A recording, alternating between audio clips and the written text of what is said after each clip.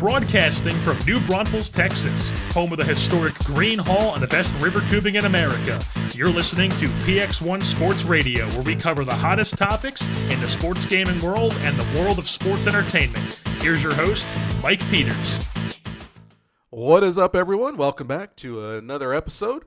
Hope you guys are all doing well. It is kind of a depressing point in the year as football is coming to an end, and I know a lot of you guys are big football fans.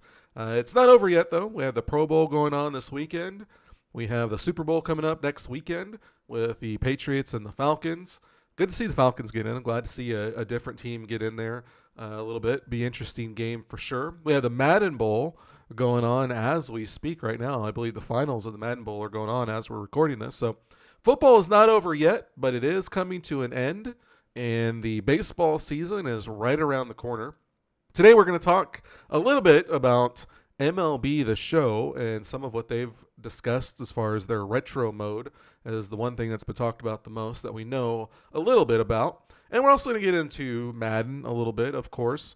We are big Madden fans here, and we're going to talk about connected franchise mode and the possibility of microtransactions making their way into the franchise experience. So hopefully you guys stick around and enjoy. Let's get right into it. The first discussion topic today is going to be about MLB The Show. We know the big talking point so far has been about their retro mode. And for those of you that have been playing baseball games for a while, if you're over 30 like me, you can remember back to the Nintendo days and even the Sega Genesis SNES days, where your perspective as a batter, and actually for the whole game for the most part, was behind the batter and kind of raised a little bit, looking down, maybe from like the second deck, like the broadcast booth, basically, right? And so MLB The Show this year has introduced a retro mode in the game that's going to have an angle like that. And I believe it's going to stay that same angle for the entire game, kind of like you were playing a retro baseball game back from the 90s. And it's an interesting mode in that not only are they going to give you a different angle to look at that's kind of retro, and they're also going to give you some graphics that are going to look retro, which I'm not crazy about the graphics that I've seen. I think they could have done a little bit better with that. But it is what it is. That's their version of retro. But the one thing that I think is pretty cool is that they're going to go with basically one button, the X button, is going to control everything. So you're going to bat with X, you're going to pitch with X, presumably you're going to field and throw with X.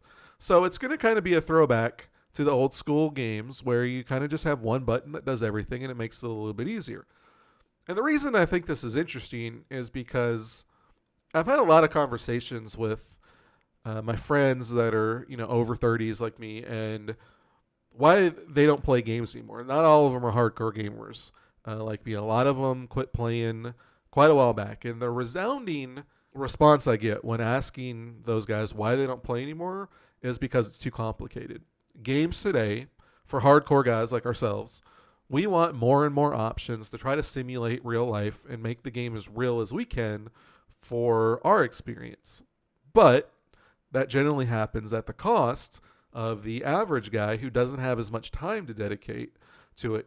People that have careers and families, kids, and stuff like that, they might only have a few hours a week to play, and they don't have time to go in and learn all of the different moves in Madden, or all the different fielding mechanics and stuff in baseball, or all the different moves and shot selections in NBA. It's why games like Call of Duty do really well, because the average guy can pick that up, equip himself with a gun, run around like a maniac, and shoot at other people. It's a really big part of that genre of game because it's easy for anybody to pick up and do. Obviously, you can be a lot better at it the more you play it, and the better you get with the equipping yourself with the different weapons and stuff like that. But it's a very low barrier to entry. Anybody can pretty much pick it up and play and have some semblance of fun with it. If you're not a hardcore competitive guy like me and you don't care, if you get 3 kills and 18 deaths, you can have fun running around shooting people. Sports games have struggled with that for a while. A lot of you guys will remember Madden and NCAA. I think both did it back in maybe the late 2000s, like 09, somewhere 08, maybe somewhere in there. I don't remember exact date, but they went with the one button mode, and they were trying to make it easy for guys to play, and that went away for some reason. I'm not really sure why, because that was great for people that maybe couldn't keep up with all the new moves and everything.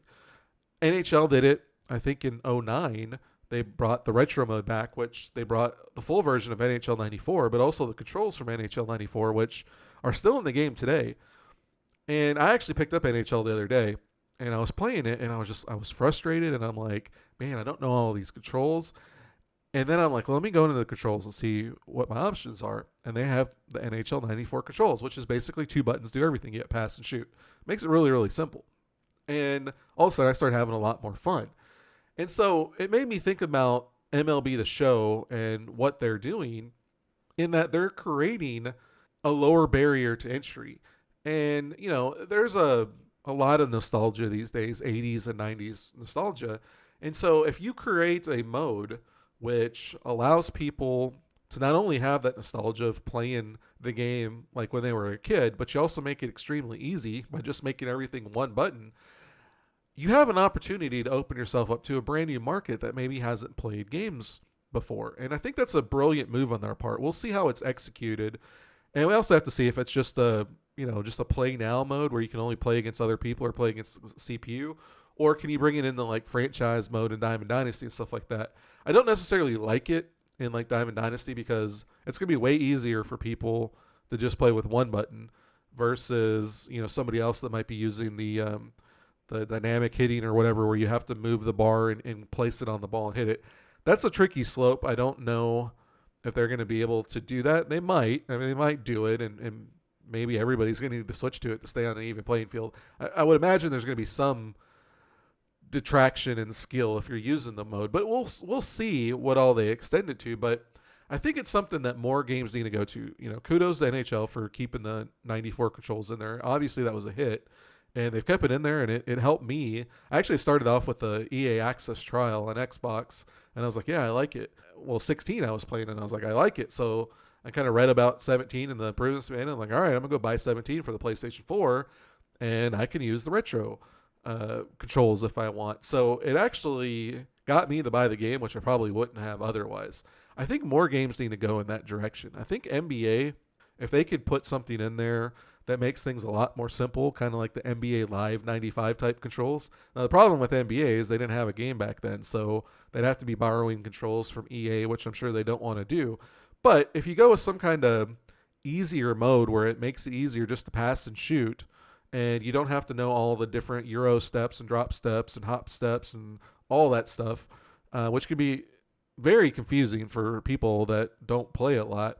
You make that easier. You open yourself up to a new group of gamer. And Madden is another one that I think could do that. I seem to remember them putting in a retro version of Madden. It was either 92, 93, 95, something like that. It was probably the 20-year anniversary, so I'm guessing 05 to maybe 10. Maybe it was 25-year anniversary. I don't remember. But I seem to remember them having something like that.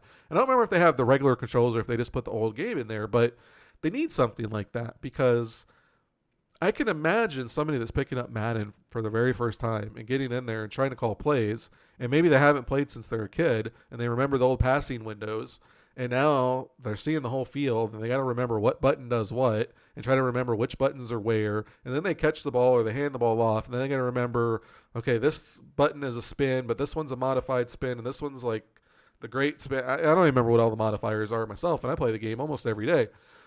So they have to do something like that to open themselves up to a new market and allow some people, 12-year-old kids, for example, maybe they're just getting started out. They're not going to know all these moves. And if you give them an easier way to learn the game, I think it's going to go a long way in bringing new people in. So kudos to MLB The Show, who is bringing in the retro mode, not only a presentation aspect that is retro, where they're giving you a look of a 90s baseball game, but they're also giving you the controls of a very simplistic baseball game, which is one button. Their version of a one button mode. And I hope the rest of the sports games kind of take after that, Madden and NBA specifically, because those are the two that are probably the most complicated. FIFA could probably be in that realm. I don't know if they have an easier mode or not. I haven't messed with FIFA a whole lot, but I think all sports games should offer that. It's kind of confusing why they don't, as it just seems to make so much sense for them to do that. But I hope everybody kind of takes that lead, with NHL having done it, and now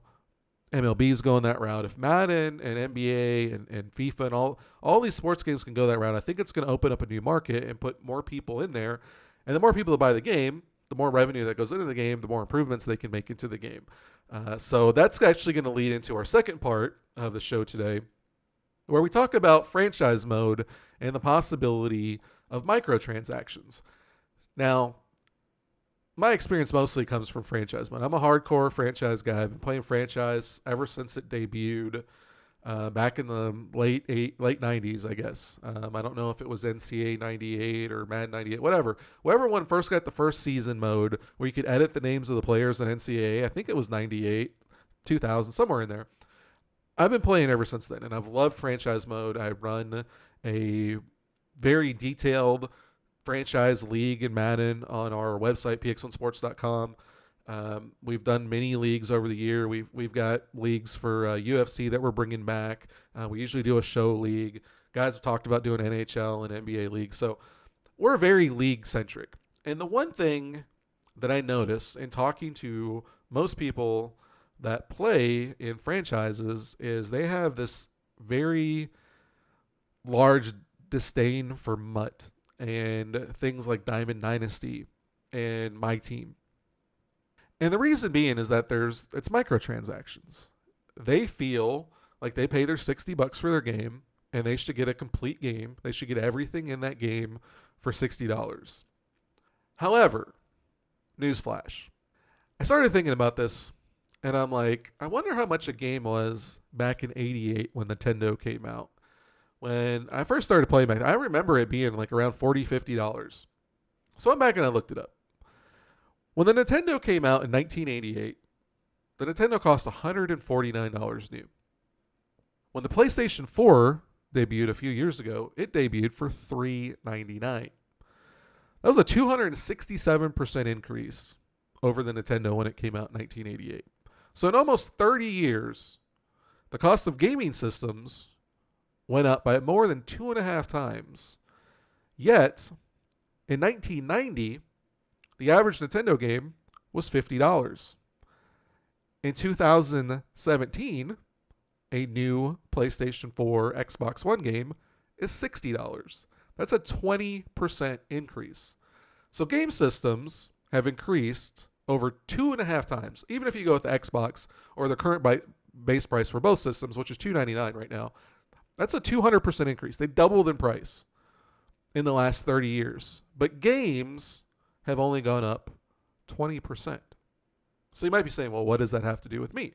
Well, what that has to do with you is if you look at the rate of inflation, everything from 1990 to 2017, I went back and compared a lot of different things. I looked at the average price of gas.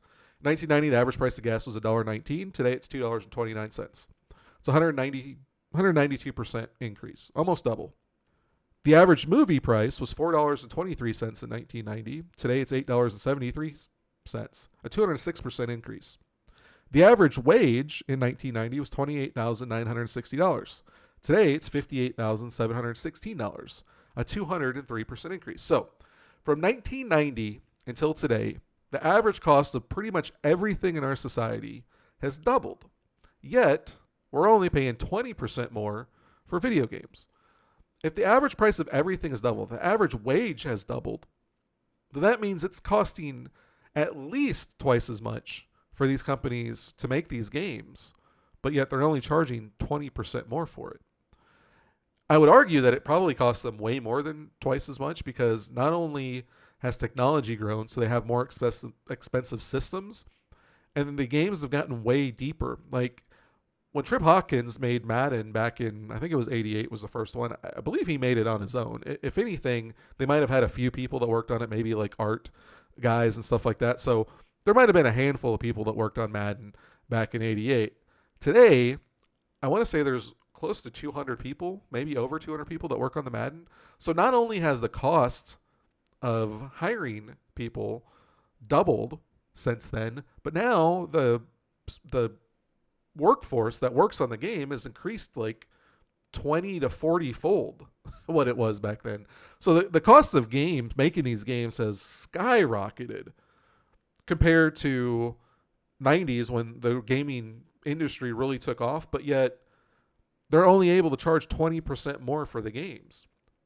Their cost that it costs to make them hasn't kept up with what people are saying they're willing to pay.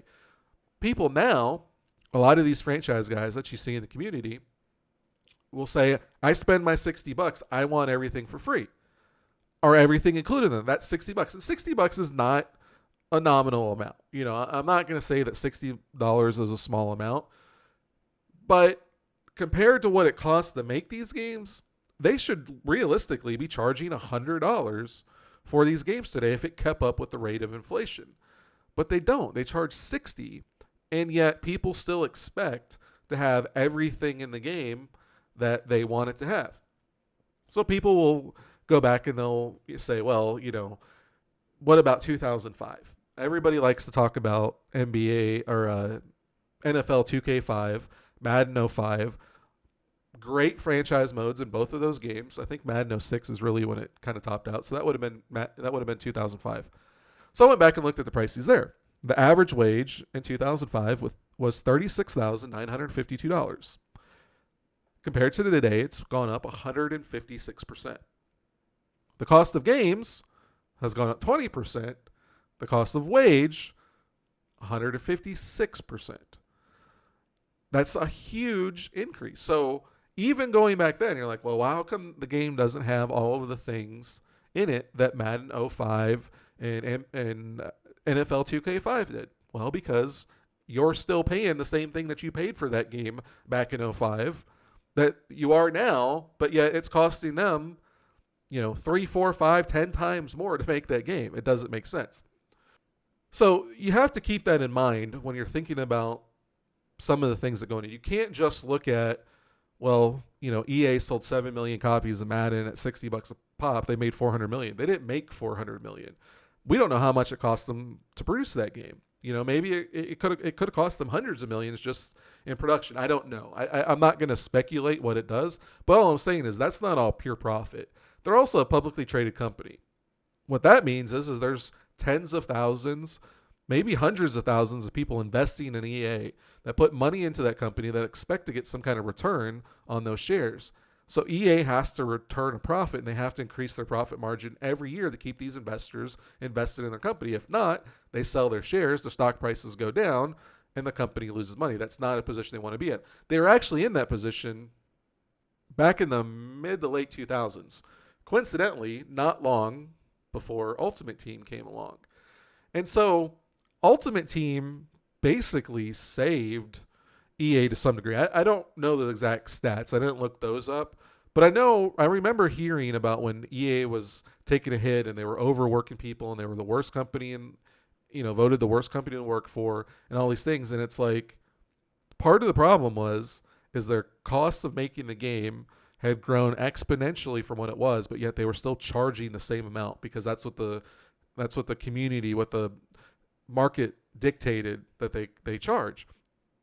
So finally, they came up with the brilliant idea of Ultimate Team, and it's been a sensational hit. Somebody told me the other day, and I think I've read this myself, that these game companies, especially EA, makes more money off of Ultimate Team now than they do the actual sale of the game itself. Well, they need to. If you double your money, then that's just getting you to a point where you're being even with what the cost of inflation has been. We talked about it. From 1990 to 2017, the cost of pretty much everything has doubled, but yet game prices only went up 20%. So they have to offset that cost somewhere, and Ultimate Team was the way they went about it. Now, a lot of people will say, well, that money should then be taken and redistributed and put back in franchise mode. And I don't know the numbers. I'm sure it is to some degree. I spend a lot of money on MUT. I hope not all of my money goes to MUT because I play a lot of franchise, and without franchise, I would never get into MUT. MUT is something that keeps me entertained when I start to get bored with franchise and I feel like I figured everything out. We're just playing our leagues. I want something else to play that's football related. So I hope that a portion of what I spend on MUT actually gets funneled back to gameplay and to franchise and stuff like that, which I'm sure it does. However, it's not going to be equal to what goes in the MUT. If you're the majority of that is still going to stay within MUT. It's still going to go towards putting new features in MUT, signing new players for retro players, hiring more people to work on it, to make it better, make it more stable, servers, all kinds of costs that go into that. And so, a lot of these franchise guys still are holding out. Not only do they not like MUT and say that MUT ruined the game, which in reality, things like MUT and FIFA Ultimate Team and Hockey Ultimate Team and even NCAA Ultimate Team back in the day, that actually has kept your games being made. Because I would venture to say, had something like that not worked out, that we may not even have these games anymore. Those are the only things I think keep these games going, because they're only charging $60, which is $10 more than they were charging 27 years ago. That doesn't make sense. So the first part of it is, I think you have to embrace Ultimate Team. Whatever game you play, whether it's FIFA, NHL, Diamond Dynasty, My Team, whatever, you have to embrace those modes, because those modes are allowing the game that you play to be better and to be just in existence, period. The second thing I think that you have to embrace is the possibility of microtransactions coming to your franchise mode. And I think that's something that you need. Even if you're not going to be somebody that actually uses some of the things, I think it's something that you have to open your mind to, because that's just extra revenue that goes into that mode that they can now use to hire more people, to put more features into that mode. A lot of people talk about the things that were in Madden 05 and 06 and NFL 2K5. Well, again, it was a lot less money to produce those things back then versus what it is now, but they're not charging anything more. So I know people are going to say, well, they sold ESPN 2K5 for, I think it was $20 or $40, whatever it was. But they did that because they knew they were going to lose the license, and they were just trying to get kind of like a last FU to EA and try to get as much money as they can. And it really hacked off the NFL, from what I understand, and it was a big part of the individual licensing. Different topic altogether, but the point being, it's cost so much more now. So if you want these extra features, if you want more people working on your franchise mode, if you want more features, a lot of the stuff that came in the mid-2000s, then you're going to have to understand that you're going to have to pay more than what you did in 2005. You can't say, well, 12 years later, I'm going to pay the same amount, even though cost of everything in the last 12 years has gone up about 150%. I want to pay the same, and I want the exact same experience, even though it's going to cost you 150% more to do it. That doesn't make any sense. That's not smart business, and no business is going to exist in that realm.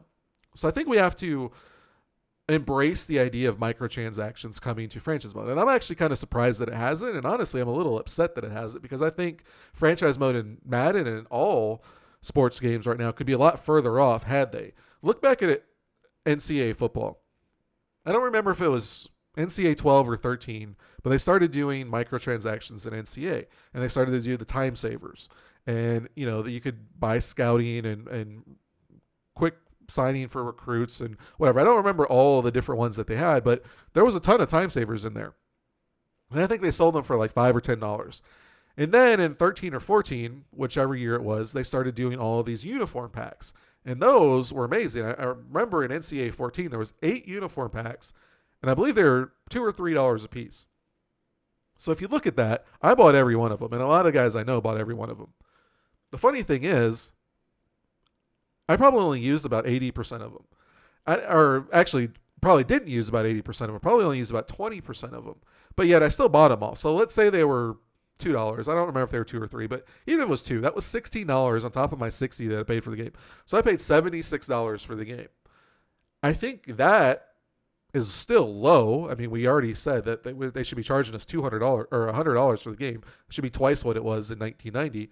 But even if it was $76, if you added in $16 in microtransactions for franchise, nobody should really complain about that. And the thing with that is, even if you have that, you can still play the game without it.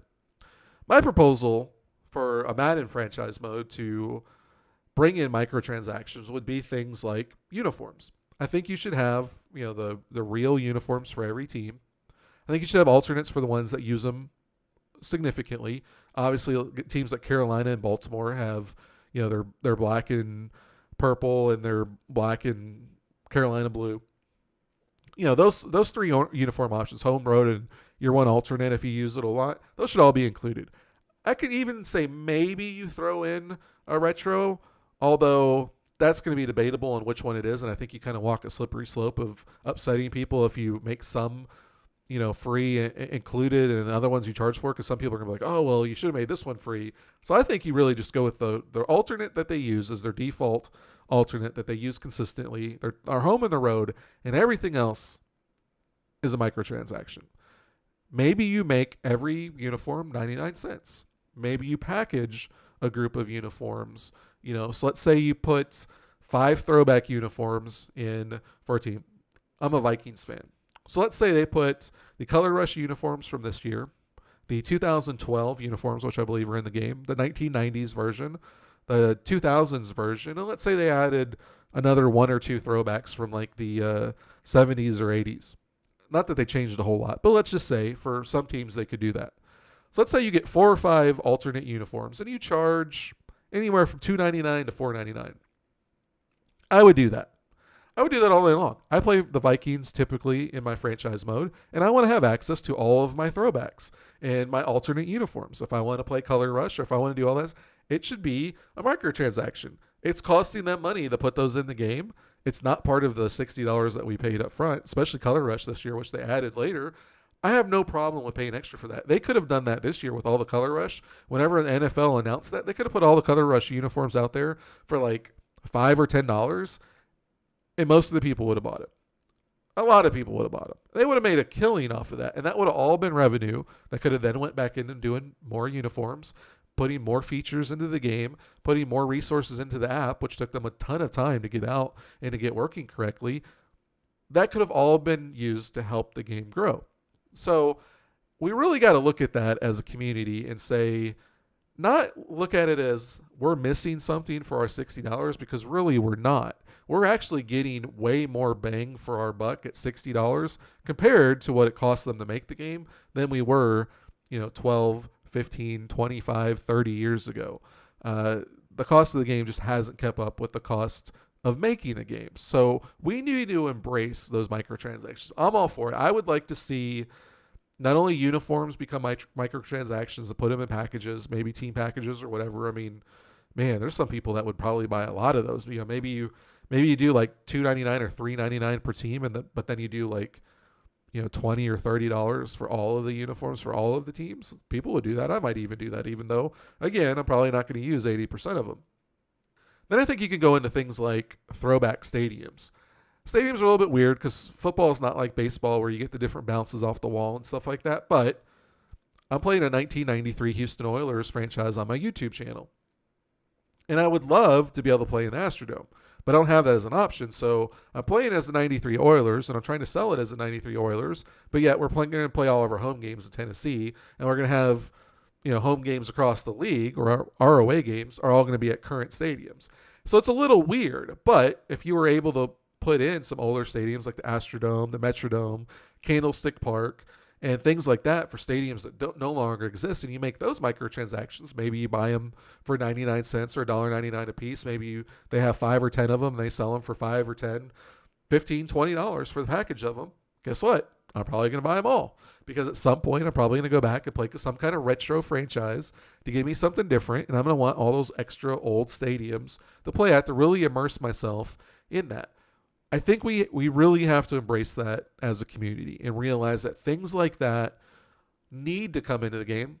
They should have been in it already. They started in NCAA. People bought them. People bought the game, and people bought the microtransactions. But for some reason, the Madden community has been yelling and screaming, saying, no, we don't want it. Oh, look at Mutt. Look at all the microtransactions. EA's greedy. No, EA is paying way more for these games than they were, and they're not charging us anything more for them. So we got to wrap our head around that. Hopefully, I gave you guys a little bit of insight into that. Hopefully, it makes a little bit more sense. And hopefully, you go out and you tweet at Rex and Clint and John White, the guy that does franchise, and you tell them, hey, you know what? I'm okay with microtransactions. Put them in there. I want more in my franchise mode, so put these microtransactions in there. I'm willing to pay more because I understand the cost has gone up, and I want the best franchise you can give me. And so, give me more stadiums, give me more uniforms, give me time savers, like recruiting and coaching boosts and stuff like that. Stuff you can turn off for online leagues like ours. We don't want to necessarily have those in our leagues, but if you do it like NCAA and make it an option, and we can turn it off if we want, that just allows more money to funnel into those modes and can make them even bigger. So hopefully that swayed your opinion a little bit. Hopefully I'll see you guys out there tweeting those guys. Tell them to get it in there as quick as you can. Let's get some more money funneling in to these modes that we love so much and make them the greatest thing on the face of the earth. That's all the time we got today. I hope you guys enjoyed the show. Be sure to subscribe if you're listening on iTunes, and if you are listening on YouTube, make sure to subscribe to the channel as well. Like it and share it with your friends. Let everybody know about it. We're going to have a consistent schedule. Try to do every Friday afternoon. We'll upload a podcast. Here and there, we might miss one. I was sick last week, so I didn't get one up. But we are going to try to, as consistent as we can, get one on Friday. If it goes well enough and people demand it, we'll even try to add in a second one, maybe one on like Tuesday and Friday. So you tell us what you think in the comments on YouTube, and go to our homepage at px1sports.com. Follow me on Twitter at px1sports. Tell us what you think, and we will give you guys what you want. Hope you guys have a great week, and we will see you next time. Thank you for listening to another episode of the PX1 Sports Radio Podcast. For more, you can find us on Twitter at PX1Sports or online at px1sports.com. Thank you for listening, and we will see you next time.